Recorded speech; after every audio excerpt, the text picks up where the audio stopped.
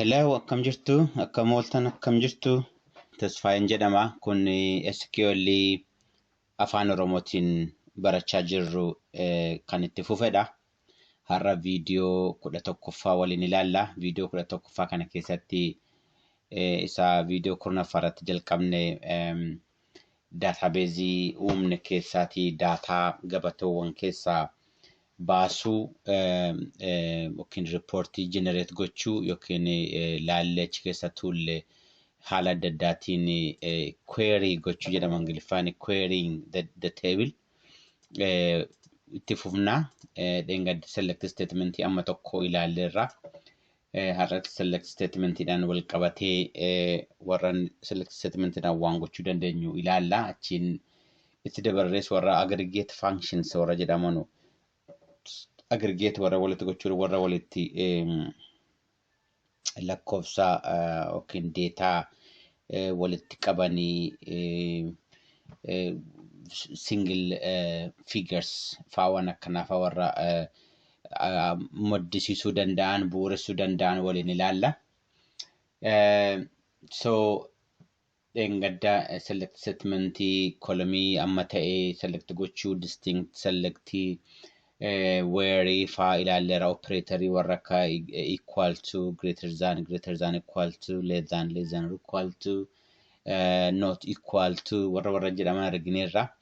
By the way operatoroonni kun lakkoofsa wajjin hojjetu DBS immoo varchar character wajjin hojjetu warri operation warra jedhaman warra akka plus minus multiplication division jarra kun lakkoofsa duwwaadha wajjin hojjetu so jara hin argine garuu ilaaluu dandeenya yeroo biraatti aggregate function keessatti ilaaluu dandeenya. Har'a kan ilaallu select statementiidhaa fi between and warra jedhamanidha. Meedaa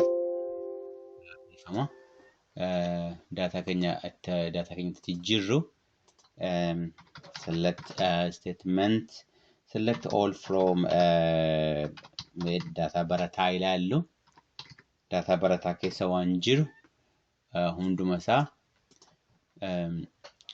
so data barataa keessa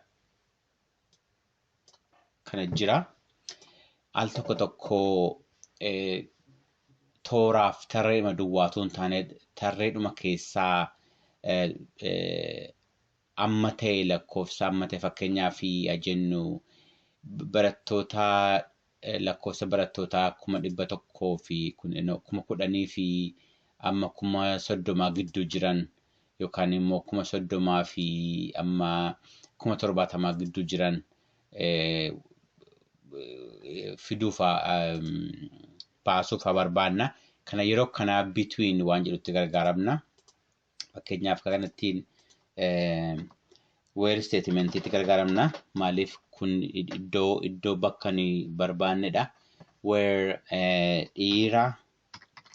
dhiira kolomii keenya kana refer gochaa jirra where dhiira between dhiifama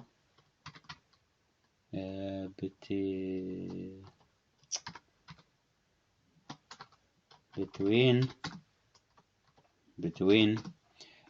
qubeteen yoo barreessine rakkoo hin qabnu kun gajjallaa kan dhufu ture kanaaf achitti hin ta'u ture between meeqaaf meeqaa jennu 30,000 and 70,000 haa jennu wanti nu jechaa jirru bakka lakkoofsi barattoota dhiiraa 30,000 fi 70,000 gidduu jiru naa baasii jenna jechuudha. Egaa akkas jennu lakkoofsa dhiiraa 30,000 amma 70,000 gidduu jiran akkana godhee nu baasa warra kaan keessaa dhiisee so kun yoo waan tokko categorize goone ilaaluu barbaanne akkana gabaasa uumuu barbaanne generate goonuu barbaanne kun baay'ee nu gargaara jechuudha. Fakkeenyaaf yoo kana dhiisnee 50,000 jiran yoo jennu 50 70 jiran duwwaatu nu baachisa. So between kuni qubeeyyuu haa ta'u malee endeen kun qubeeyyuu haa ta'u malee database systemii SQL keessatti akka keywords akka special words jedhamanii hiika mataa isaanii qabu. Kanatti dudda duuba kanaatti hidhatamee kun maal akka ta'e gaafa walitti dhufu kun maal akka ta'e gaafa kanaaf kana dabalate maal akka ta'e duraan hiikni isaa kennameefiira. Hiika sanadha kan waamaa jirru. Hiika sana waamnee definition sana waamneetu kan kanatti hojjennu jechuudha. Kana baruun wayi tokko baay'ee barbaachisaadha. Kan biraa kan argineerra kanaan durallee tokko select top 5 from barataa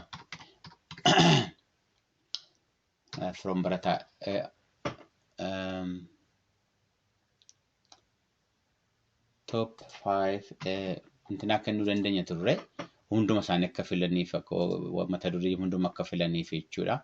Top 5 hunduma isaanii keessa top 5 naa kennu yoo jenne warra marra keessaa shanan nuu kenna jechuudha. Normally wanti akkas ta'uu fi gatii asitti order godhameefidha kanaafidha. So shan duwwaa akka nu baasu gochuu dandeenya jechuudha.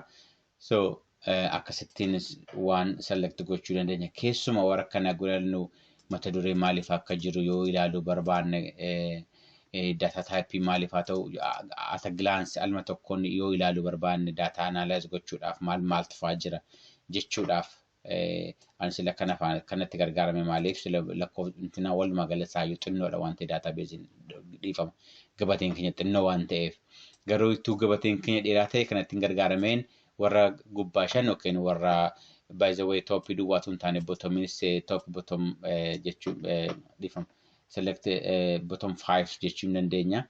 So fillee ittiin baasnee daataan kun gabateen kun maal akka fakkaatu ilaaluun nu gargaara jechuudha. Tokko sanadha kan beekuu qabnu. Sun baay'ee gaariidha. Kan biraa kan baay'ee introduce gochuu barbaadu wild card waan jedhamutu jira. Keessumaa yoo daataan keenya jechoota yookiin varchar ta'an wild cardiin maqaa duwwaa sirriitti yaadachuu baanne waan yaadannu sana amma tokko keessaa baasuudhaaf barbaaduudhaan nu gargaara. Fakkeenyaaf select duraan isinitti agarsiisa select from magaalaa data magaalaan baase isinitti agarsiisa. Data magaalaa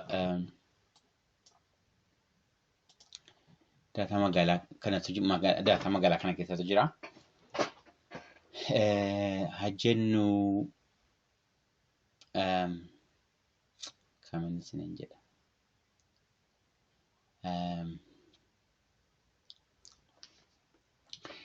Mee warra kana lamaan duwwaa akkanatti fiduun isinitti agarsiisa. Achi booda warra kanatti deemuu dandeenya. Okay. Where statement itti gargaaruun dirqama ta'a kanas where maqaa I think no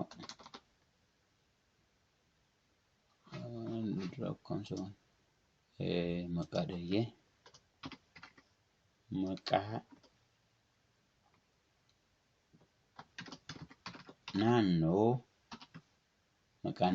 equals like jedhan isintu barbaade maqaa naannoo like warra akka inni eedhaan ka'uufaa beekna. Afaan nan jijjiira jechaan jira immoo muusuma tokko nan jijjiira.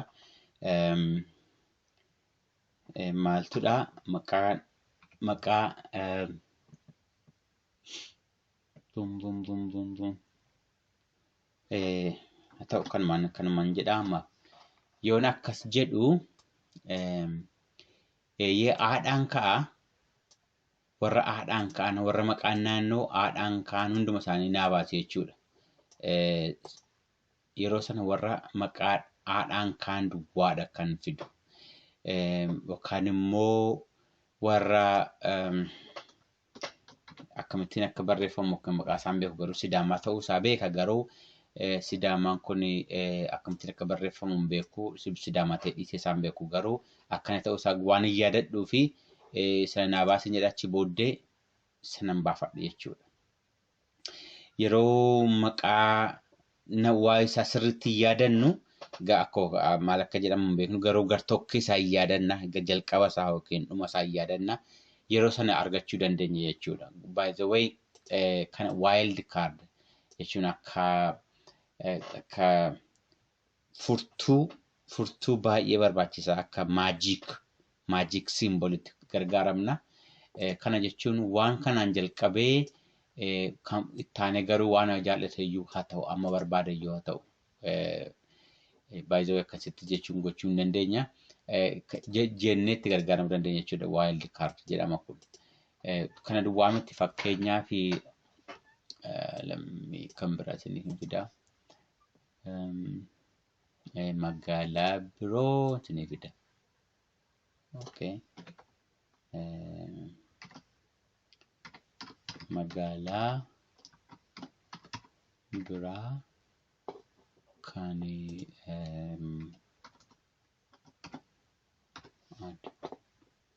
magaalaa biraa maaltu bada qabu magaalaa biraa kan aadiidhaan jalqabu magaalaa biraa keessa so lama naa fida Adaamaadhaa fi Adwaa. Okay, akkas jechuudha. Yoo Adaamaa duwwaan akka ba'u barbaade maal gochuun qaba? Asitti dabaluun qaba jechuudha. Maaliif haguuggii sana Adwaa ignore godha. So wild cardin baay'ee barbaachisaadha keessumaa eeguu tekstii maqaa tekstii fa'aa barbaannu like idhaan itti firna jechuudha. Kan biraa likein kan itti gargaaramuu dandeenyu kan biraa isin kan fila likeidhaan waan gaarii hojjechuu dandeenya. Akkamittiin jennu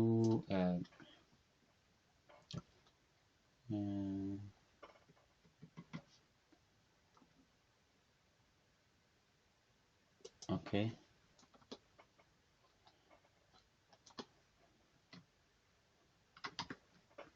Nifama.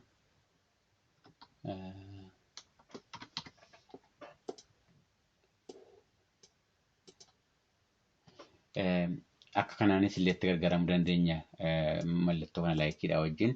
Wajja gara fuulduraa qubee nama barbaade jiraatu garuu kan raadhaan dhumu naa baasi jedha akkanattiin wild card kanatti gargaaramuu danda'a jechuudha. Okay. Kun advanced keessatti gargaaramna garuu isinuma introduce gochuudhaafani. Kan biraa warra introduction godhu warra aggregation warra jedhamanidha. Aggregation warra jedhaman warra count, sum, minimum, maximum, average warra kana warra jedhamedha. Jedhamedha amma tokkoon isin introduce godha. Fakkeenyaa fi okay barataa no barataa amma kana qabna recordii 10 qabna sarara 10 qabna garuu yoo baay'ee dheeraa ta'e akkamittiin barra amma akka ta'u kan ittiin barru countidhaanidha. Okay, select jennee count jennee waan barbaanne count gochuu dandeenya. Kana count gochuu dandeenya, kana count gochuu dandeenya, kana count gochuu dandeenya. Kophaan illee count gochuu dandeenya. Hunduma isaa immoo wal faanas count gochuu dandeenya. From barataa. Maaliif hunduma isaa yoo count goone hundumti isaa wal qixa ta'e waan qabuu fi garaagarummaan qabaas yoo recordii keessumaa ID kan ta'e yoo lakkoofne baay'ee sirrii ta'a. Yoollee ID lakkaa'uu baannes hunduma isaa yoo na lakkaa jennee walumaa gala gabatee kana keessaa recordii meeqatu jira kan jedhu kan nu deebisa jechuudha. Recordii sarara 10 akka jiru yoo miliyoonni jiraates miliyoonni san akkuma kana isheedhuma kanatu meeqa akka jiru gannu baasa. Count Okay. Counting wanti ni lakkaa'u maa inni counting record jiru waan jiru tokko tokko lakka kana tokko jedhaa kana lama jedhaa kana sadii jedhaa kana afur akkasitti lakkaa'a counting. Okay. Sanatti baay'ee gargaaramna. Countii keessumaa yeroo average faa calculate gochuu qabnu fakkeenyaa fi warra kana hunduma isaanii ida'anee yoo waan ida'amu ta'e jechuudha. Fakkeenyaaf averageen waliigalaa barataa naannoolee meeqa yoo jenne kana hunda waliin ida'anee countii kanaatiin lakkoofsa baay'ina naannootiin yeroo nurra jiraata miti. Kanaaf countiin yeroo sana barbaachisa calculation keessa galchina jechuudha. Fakkeenyaaf akkam isin jedha select just some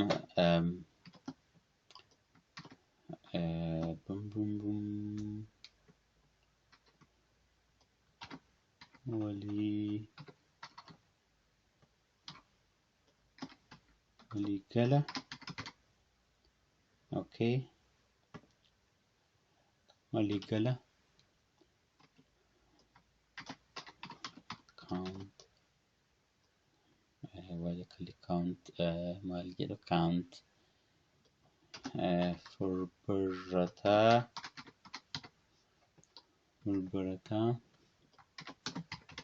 as average.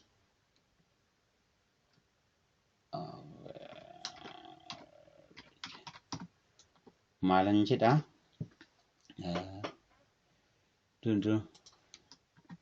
from barataa